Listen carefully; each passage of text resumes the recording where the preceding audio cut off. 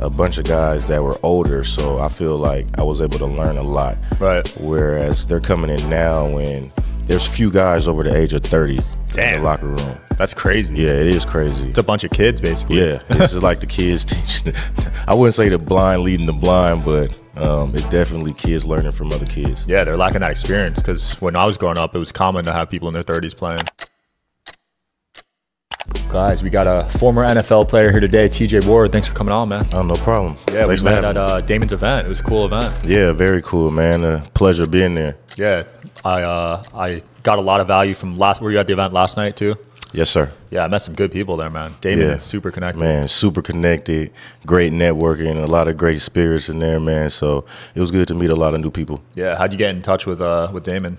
My PR, Miss Leela Christian, she told me about the event. She has some friends that's within his team and told me to come on out, and I'm glad I did. Nice. It was a great night. Yeah, it's cool to see you transition into the business space from being an NFL athlete for 8 years, right? Yeah, absolutely. It's not an easy transition, but it's definitely challenging, and it's something I always wanted to do, even from a younger age, is to be involved in business, own my own business. After I retired and hoped for a long career, and I played 8 years, so I'm very blessed to have done that and won a Super Bowl. So transitioning to new goals and achievements. Nice. Did you have a dream business you wanted to start growing up? No, I didn't know exactly, but always wanted to be involved in real estate somehow. My mom was a real estate agent growing up, so I seen the work she put in that lane. And my dad also was an entrepreneur. He owned his own custodial company. Oh, nice. So, I've always saw that entrepreneur spirit from my parents, and what it takes to be an entrepreneur from them, and want to put it in place myself. That's sick, man. Yeah, 8 years in the league. The average career I looked up is 3 1/3 years. Yep. Why do you think it's so short? There's so much turnover every year. There's so many guys in the league, and they're coming in younger, stronger, faster. So that the older guys got to kind of make way. But at the same time, I think it's kind of doing a concern to the younger players, because they really don't have as many veterans in the league when they come in. Opposed to when I was playing, I had a bunch of guys that were older, so I feel like I was able to learn a lot. Right. Whereas they're coming in now and there's few guys over the age of 30 in the locker room. That's crazy. Yeah, it is crazy. It's a bunch of kids, basically. Yeah, it's just like the kids teaching. I wouldn't say the blind leading the blind, but it's definitely kids learning from other kids. Yeah, they're lacking that experience, because when I was growing up, it was common to have people in their 30s playing. Yeah, for sure. Like when I came in the league, we probably had, maybe I thought some guys were older than they were, but that was, the energy, that we had. It felt like 10 to 15 guys over the age of 30 at least. At least it felt like that. Yeah, I remember on SportsCenter they would always say when people hit 30, that was like a big deal in the NFL. Yeah, and I think as the years go by, that number may be even getting lower. Damn. Like especially for certain positions like running back, it's almost like 26. Holy crap, that's so young. Yeah, because they're coming in at 20 now. Yeah. I came in at 23. I think 22 may have been the average age back in 2010. Damn, I for think running right back? now, no, just in general. Oh, in general. Like coming in. I think now the age is probably closer to 21. Holy crap. Yeah, so as a safety, if you're in your 30s, you can't really keep up, right? Because you're not as quick as your 20s. No, you can. It's just the taboo of it, of being 30. It's kind of just, a unsaid, negative thing that goes with being that, some players may lose something at that age, but not everyone. Wow. So, some guys get better. Yeah. So when you felt like in your last year or two, did you feel like you were still? Honestly, I felt towards the end, I was in some of the best shape of my life. Wow. My last year in Tampa, I was in great shape coming out of camp with Denver, because I got released right after camp. I had pulled my hamstring, but that was something that was chronic every year. I pulled my hamstring in Cleveland one year. I was think it was 20, maybe 25, 26. And every year after that, I pulled it during camp just because of the stress of camp. Damn. But it never, hindered me during the season. And that camp, it got pulled again. But, during the season when I went to Tampa, I was in great shape. Wow. So just politics got involved, I guess. And pretty much. Damn. I wonder how many athletes that happens to. More than not. That's scary, man. Because it should be just skill, right? It shouldn't be that.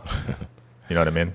That's why I quit basketball, dude, because the coach's son was on the team. He was trash. Yeah, you know what I mean? You know how it is. Most sports aren't what they should be. Like, yeah, those instances when you're like,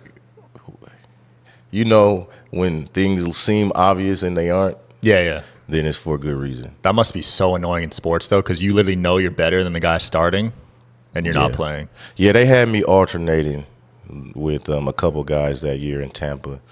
That was really when I felt the full grunt of football politics. It was like in the NFL at least. Yeah, because you're coming off a Super Bowl win. You were the starting safety, and now you're second. Well, third. they're about a year removed or so. That's pretty crazy. I want to talk about that Super Bowl run. Yeah, for sure. Did you have a good idea when the playoffs started that was going to happen, or was it? Yeah, man. When the playoffs started, we knew we were going to be hard to stop. Yeah. Or hard to get by because defensively, that was our mindset. Like we could stop anybody, and for one game, 4 quarters, we could beat anybody.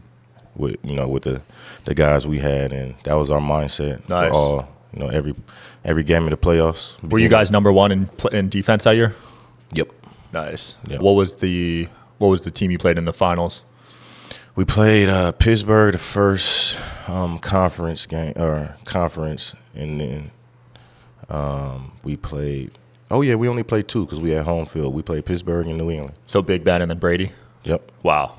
Yep. Going against Brady, that's an iconic matchup, right? Yeah, we had him. We had him in the regular season, and that game almost went to OT. I believe it was snowing. I got injured that game. Actually, Damn. I got like the first series. I mean, if you're playing in the snow, I'd imagine you get injured. Like, I got a high ankle sprain. Jeez. Under the pile doing dirty work, and somebody landed on it. I don't know what happened, but me and another guy on my team got hurt the same play. We both got carted to the locker room. Jeez. What are they doing in that dog pile, man? Man, I don't know, man. Probably some cheap shots, knowing the Patriots. So I missed most of all of that game. And then it was a high ankle sprain, so I was out, a few weeks, and I came back right around the time the end of the season, going into the playoffs. I got healthy, and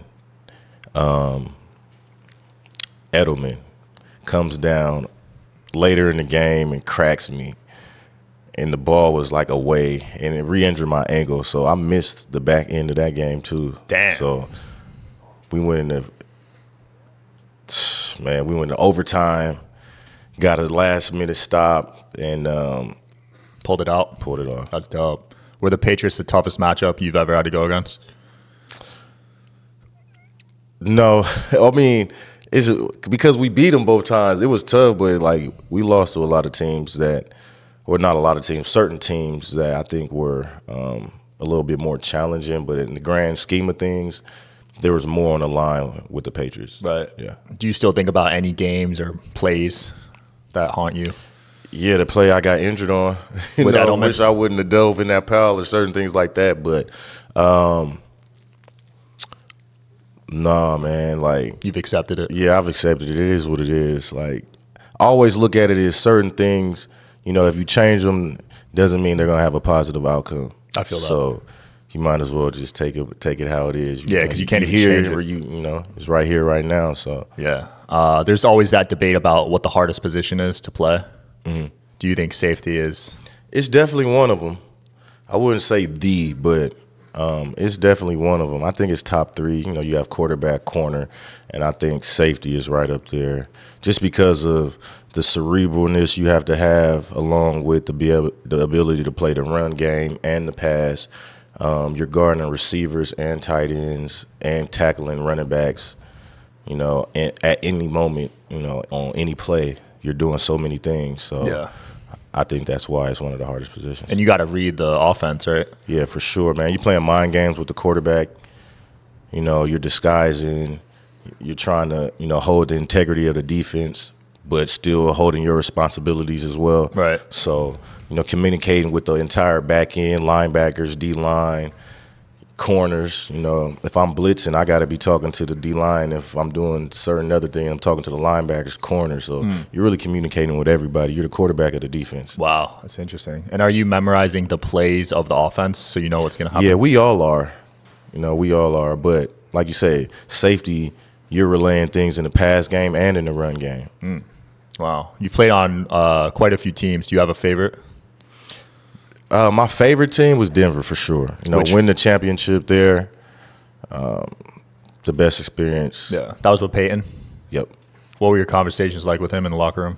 I'd like to pick Peyton's brain, because he's seen it all. Yeah. And more feedback on what I'm doing and what I could do better, what he sees, what are, some tendencies that I'm giving away. Am I disguising a certain way?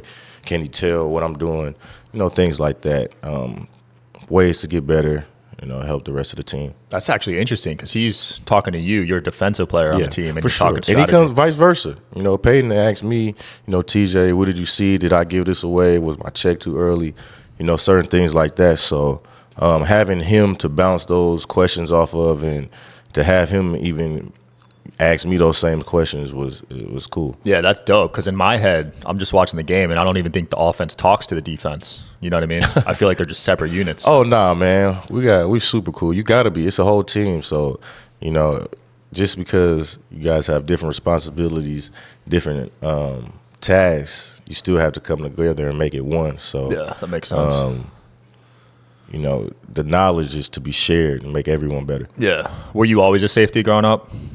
I played corner, actually. I played corner and safety. So I played corner in high school. Actually, no, I played safety in high school. I played corner when I first got to college. Had some injuries in my knee, tore my meniscus a couple times. And that's really what made me move back to safety was it was less stress on my knee. Yeah, meniscus tears are nasty ones. Yeah, man. That was – you know what? I broke my knee in high school my senior year. And that's why I didn't get a scholarship and I ended up walking on at Oregon. But the meniscus tears were the most the lingering injuries that I had. Like I just felt like they took so long to get better and for the atrophy of my leg to recover. It was more of a nuisance injury. Oh, for sure. For so long, it was just irritating. Yeah, my mom tore hers playing tennis, and she still feels it 10 years later, sure. man. Yeah, I still feel it too, definitely. Crazy. Yeah, that's a nasty one because you don't ever grow it back, right? Yeah, that cartilage. It's gone. It's gone. Damn. On your Wikipedia, it said you never lost a game in high school. Is that true? Yeah, that's true. That's nuts, man. Yeah, it was 151 games. Of course, I didn't play all 151, but, until the end of my senior year was the last team to keep the streak alive. That's what it was called, the streak. De La Salle High School. That's nuts. And they lost the next year when you left? Yeah, first game. First game. You must have given them in the group chat. First game. We were like, God. They had so much pressure, right? Man, you know what? They had so much pressure. I'm not going to lie. That team, they had so much pressure on them just because they weren't as talented as we were in the past. And it was kind of like a foreseen thing that this team would lose. Yeah, it was going to happen. And it was first game. Did they get smacked? Like, was it close? Oh, man, they got beat up. Oh, they got beat. I think the other team scored on the first play. Jeez. Yeah, like the opening kickoff. Like he ran it back for? Oh, that's a tough way to come back. Opening kickoff, I think it was a touchdown, but yeah. Damn. From there, you went to Oregon. Did you play all 4 years? I was on the team all 4 years. Okay, so you didn't start the first? I didn't start the first. Well, actually, it's you know what? It's a pretty up and down story. I came in, walked on, like I said, and I was playing a little bit entering camp as a walk-on freshman, so it was kind of like a teeter of if I was going to play as a true, like get some time maybe on special teams, back up at, corner. Then I had a minor knee injury that set me down a few weeks, so it was like, nah, now that he's injured, he's too far behind the curve, red shirt. So came in red shirt, still trying to get my scholarship. And I figured if I'm starting, there's no way I could not have a scholarship, right? I'm starting. So that was my goal to that camp, was to earn that starting position. So I was battling another two guys for that position, ended up kind of winning, leaving spring ball. It was kind of one, I wouldn't say it was my position yet, but going in the camp, that fall camp, it was pretty much my position. Then that's when I tore my meniscus. Damn. So that set me down pretty much my redshirt freshman year, going into my redshirt sophomore year, and I was dealing with that injury for 2 years. Fast forward to my junior year, safety position's open. I win the position, have a great junior season, have an outstanding junior season if you ask me. Yeah. And I was going to leave that year, but I didn't feel the NFL was going to give me credit for just 1 year. I was going to say, oh, he was hurt 2 years, he played 1 year. Yeah. So I figured I'd come back and take the chance of going first round. That was my goal, was to go first round, win the Pac-10, win the Rose Bowl, possibly Natty. I had goals for my senior year, and I came back, and I'm glad I came back. Even though I got hurt first game of my senior year, high ankle sprain. Yeah. I finished the year strong, had a great pre-draft period, did well at the combine, did well at my pro day, and I got drafted 38 overall. Nice. Missing half my senior year. That's impressive. Yeah. Did you know you were going to – how does the draft – because I know NBA, they invite you to train and stuff. Is it like that with football? Same thing. Yeah, I did a few workouts. I did a workout with the Browns, the Chiefs, the Rams. Took a visit to Baltimore, see the Ravens, the Chiefs as well, and the Browns. And, the Browns were pretty much the favorite the whole time, and showed the most interest in me. And, at the end of the day, we're the team to draft me. Nice. So do they tell you they're going to do it, or you just kind of – they do? Yeah. I mean, if you're there, the Browns tell you, well, they told me, we're going to come get you. Because I had Rob Ryan, man. Shout out to Rob Ryan, D coordinator. He was cool as hell. He's a real one? Man, he's a real one. He's like, man, I'm going to come get you in the second round. I love He's that. like, I will come get you in the first, but they won't let me. So, and to his word, man, they came and got me in the second round. Even Kansas City, they were like, took the visit. If we don't take Eric Berry with our first pick, if he's gone, we're going to take you in the second. And they took Eric Berry. So wow. What a story, dude. So you had to pay your own tuition in college the first few years? For the first year. And that shit ain't cheap. Nah, man, it's not cheap. Damn, so, man. I had to hurry up and get this scholarship. Yeah. No time to waste. Wow. I did not know that. Yeah, that was the first thing, actually, I paid off. Was the my scholarship. student loans. That's probably smart, because if you still had it right now, it'd be like, dude, the interest on that Well, I always hear, what is the first thing you bought with your check? Well, houses, cars, whatever. Yeah. It's like, man, I don't never hear nobody say loan. Yeah. A lot of players blow their money, right? I heard that. I mean, most of them, they come in on scholarships, so. No, I mean, loans. Oh, after? Yeah, NFL. I wouldn't say most players. I think there's a handful of players that blow their money, but I think the statistics are pretty much on the sides of guys handling their money pretty decent. Good. That first big contract you had, what's going through your head? Did your life change? You know what? No, the money is not even really that hit me first. It's the achievement of reaching my lifelong goal of being drafted. Like, that's the first thing that hits you. Honestly, I didn't even think about the money initially. Wow. Till later, much later. So that's impressive, man. Because I feel like most people would see that dollar on paper and be like, "Holy crap!" Yeah, I mean, that definitely comes later. But the initial response is, I've been drafted. I guess you are thinking I'm in a better place. I'm in a position where, we aren't struggling. We don't have to struggle, depending on your situation. There's going to be very less struggle with the situation I'm in. So, but, no, it's definitely achieving that goal. I love that. I want to dive into your sports agency and why you started that and what the mission is with that company. Yeah, I started that because coming off, being a player, I felt that player, representation is very important from the standpoint of an ex-player and being in those seats, those shoes, and trying to maximize guys' potential, making sure that they're doing every and all the things that they need to do to become the best pros during their careers and post-retirement. Yeah, a lot of people need guidance because they don't know man, there's a anyone. lot of people coming from you from a lot of different angles.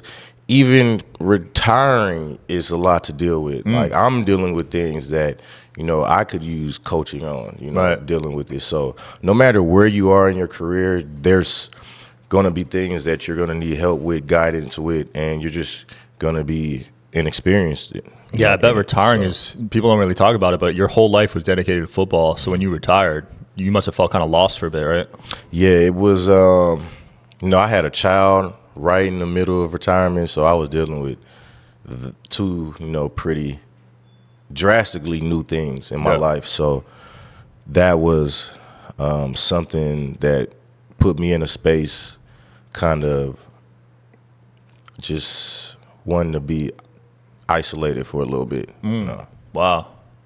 Yeah, because your whole life, like I said, you're committed to football, and that's what brought in the money and everything. So then you retire, and you want to provide for the family, but you don't know how, right? Yeah. It's just a lot of thinking. I was well off. I was good, but I'm not a stagnant person. So sitting around was something I knew I wasn't going to be able to do. So what do I want to do? Do I want to get into coaching? Do I want to sit down for a while and just kick back and be retired or don't do nothing, raise my son? Do I want to get in front office? Do I want to be on TV? Do I want to get away from the sport entirely and get in a whole nother field and do that? So there's a lot of things that cross your mind and thinking about what you want to do in your future. But I'm always been a person of, giving back to those coming behind me in all aspects, whether it's professionally, monetarily, with my foundation, time. So I think just helping those that come, without the knowledge and experience that you already, have had or have gone through, is very important. Absolutely. I want to talk about the foundation. What exactly do you provide with that? Our foundation, the War Boy Project, is, I say ours, me and my brother, Teron. It's really a family organization. Everyone's involved, my mom, my dad, sister. But it's all about youth empowerment, youth development, just making sure that the youth is guided in a direction and, allowed access to things that they wouldn't otherwise. So, we have programs, mentorship program. We have a scholarship for private schools and high school in the name of Terrence Kelly, which was my close friend from high school that got killed our senior year, and who was supposed to go to Oregon as well. So this scholarship is in his name. Camps, football camps, barbecues, symposiums, things like that, just to educate them on different, life goals and, challenges. Yeah, so cool, man. Having pursued the path of a professional athlete with your kids, is that something you want them to pursue? Yeah, definitely. And definitely get them involved in other things that aren't the typical sports from where, they come from. It's not football, basketball. I'm involved in golf. Oh, That's yeah? a big hobby of mine right now. Nice. So, educating them on different areas that they can be successful than the typical things that are, put in front of them. Nice. What about boxing? You ever get an offer there? Nah, I haven't got into boxing. I got hands though. Yeah? Yeah, my boy runs those celebrity boxing leagues. That boxing is definitely something as far as training and exercise, nutrition that I'm interested in. I've done it training wise, but never competitive. Dude, we'll get you a fight, man. Just don't end up like Nate Robinson. Oh man. Nah, I promise I won't end up like that. Dude, I looked up to him so much, man. He was such an athletic person in the NBA and then knocked out. Sometimes it happens to the best of us. You get in a lot of fights growing up? I got in my fair share. Damn. For sure. So you had like some temper stuff? Nah, not necessarily. I'm more of a in defense fighter. Oh. Yeah. So you would protect your boys, step in there? Yeah, protect protect either my loved ones or myself. Yeah, I'm not really the starting a fight type of person. Yeah. But I'll definitely finish it. I feel that. I've never been in one, man. No? To be honest, yeah. Yeah, man, you don't need to. You look like a nice guy. I don't think anybody come up bothering you. Yeah, just a podcaster, man, doing my thing. It's the guys that be talking trash on the podcast that usually seem to get themselves in trouble. So. Oh, yeah. Yeah, I had one on the on yesterday, man. That was an interesting one. He tried to get you in his drama, huh? Yeah, I'm like, keep me out of this, bro. He brought you in his beef, man. Yeah, I don't do that you drama stuff. Now? Nah, dude. I don't do the drama. I know people love that social media drama, but I just stay out of it. Yeah, man, I'm cool with the drama. Drama free. Yeah. Man, go the other way. I'm cool. Love that, man. Well, anything you want to close off with or promote? No, man. Just the Player Above Sports Group is the name of the agency. Just check us out, warboyproject.org. You can find us there on Instagram as well, Twitter, all the social platforms. Yeah, that's it. Dope. We'll link it in the video. Thanks for coming on, man. Yeah, appreciate you having me. Yeah, thanks for watching, guys. See you tomorrow.